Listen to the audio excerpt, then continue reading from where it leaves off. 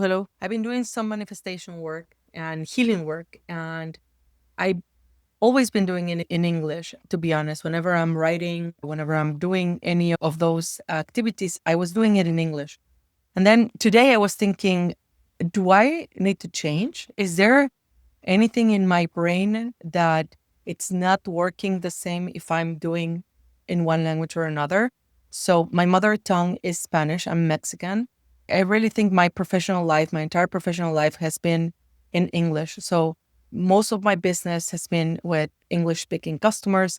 All the learning that I've had with my profession has been English. My thought leadership as well is English. Even now with my spiritual work, a lot of my teachers are speaking English. A lot of the classes are in English. I live in Canada, so everything it's way more. I speak way more English in my day to day life than Spanish. So I've been doing some manifestation work, and I've been doing some healing as well to life and to make changes in my life that I want. So I've been doing this for some time. I would say many years, everything like both having and in many different sticker notes everywhere and journaling and all these different type of exercises. And today I was thinking, and this is something my daughter at some point mentioned about languages and how our brain is processing, and then how can we do the work. So today, the power of I decided to go in and get deeper and to understand better what's happening and how should I do it.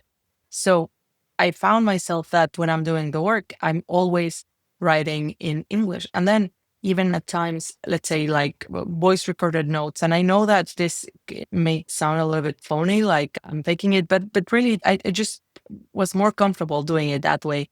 But anyways, I want my work to work. I want my spiritual work to work. The effort that I'm putting into manifestation and into healing, I wanted to have a good effect that I can start to see this transformation in my life. So I started to get and to go deeper into, okay, how should I do it?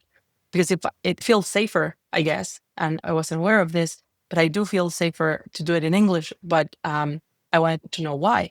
So, you know, if the takeaway would be that if you need to do any deeper work, you do need to go back to your mother tongue, regardless if it feels comfortable or there's some science behind it. So, um, there's some fascinating research in that neuroscience that says that when we speak our native language versus our second language, our brain lights up differently. So this is called the amygdala effect, and the amygdala is our brain's emotional center.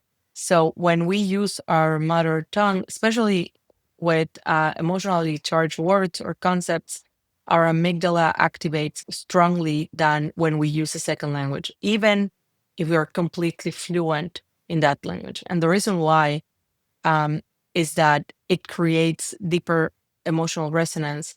And that is really what powers um, the manifestation work or healing work.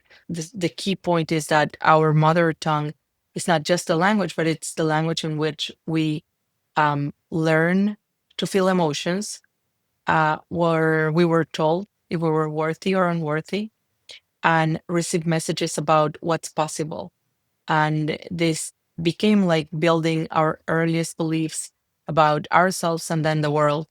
So it's not just memory, it's neural pathways that were literally formed when our brain had the most plasticity and was absorbing most and could be programmed. So if you're a non English speaker or whatever language you're doing it, and then you're doing this work, then you're just getting to the surface.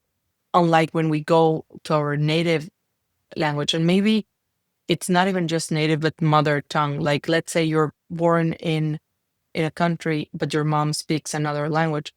Again, everything that shaped who you are, but most likely came from your parents. So whatever language they were speaking to you, that's going to be the language that you would like to work on. So there's a trade-off, right? English, and this is exactly my situation. English gives me an emotional distance. So And in the research, I found that this was very useful for business content and rational decision making, but not so much for manifestation or healing. That being said, it was also giving me emotional distance from pain. So if I need to heal and I know that there is something that I need to work on, that I need to forgive myself, that I need to forgive others, that I need to get out of a victim consciousness, and then I need to accept that I have been acting like a victim. Those are things that aren't as easy to accept and to work on and to write. Even for me, accepting what I want, like there has been an exercise I found myself these days, even in English, that I was justifying or selling short what I really want. For me, even to accept what I want to do, I found myself going around it because it was kind of like I would be too greedy to ask for something, or not even greedy because it wasn't always money, even in relationships or in my health. I was not super blunt and honest into what is it really that I want. And it was until very recently that I had a session with a teacher, and she was really saying, if you're not if you don't get that honest in what you want, because in the end everything, your brain knows that there's something deeper, and you're not acting accordingly, and you're never going to manifest it because you're not allowing it, you're not allowing to put it down, you're not allowing it to bring it to your conscious, so you'll never have it. And there is a discrepancy between what you're saying that you want versus what you really want. So it was a way for keeping me safe beyond business. I would also give another perspective. If you can't start, if you find yourself that in your language it's just too painful and you just don't start, or you get at a surface with different reason than language, then start getting deeper in another tongue and do something now. But then with time, you can get more personal, if that makes sense. Like you can go deeper. If right now you feel better, because otherwise you're not going to do anything doing it in English, then do it in English. And then as you get more comfortable with the idea, with the concepts that you're working on, and you really get to that place, you can change into your mother tongue. That being said, too, if you want to do the work and you already know this, and if you're willing to go through that, through that, I don't know how else to call it other than pain, because it is painful. I know that it is painful to go back and to think and say in the language where we are hurting the most, because we know that there is stuff that we need to change. And this is what I did. I first kind of accepted what I really wanted in English, and now I can go and do the exercise doing it in Spanish.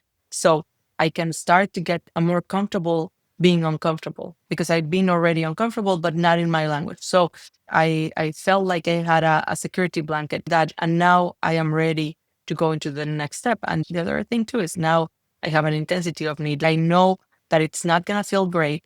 I know that it could be painful, let's say, and I know that I can deal with that. I know I can feel that pain, but still the benefit is going to be greater than the pain that I have to go through. So I'm okay with that. But if you're not, then that is maybe a trick even. There's some research that shows that bilinguals often find it easier to discuss vulnerable topics in their second language because it creates a buffer. So it's a little bit what we just spoke. But of course, in manifestation, that buffer is actually a barrier. So, and also in deep healing. So it's kind of like you need to know that you're going to get to a certain level, but it's not going to go deeper than that. So there's going to be a time when you're going to need to make a decision to go forward. So it's a process, but I wanted to share because I found it very, very interesting, especially now with everything that there is about manifest more and do it in a week and get to $10,000. All of that is amazing. But even if it's professional work, make sure that you write exactly what you want in your native tongue.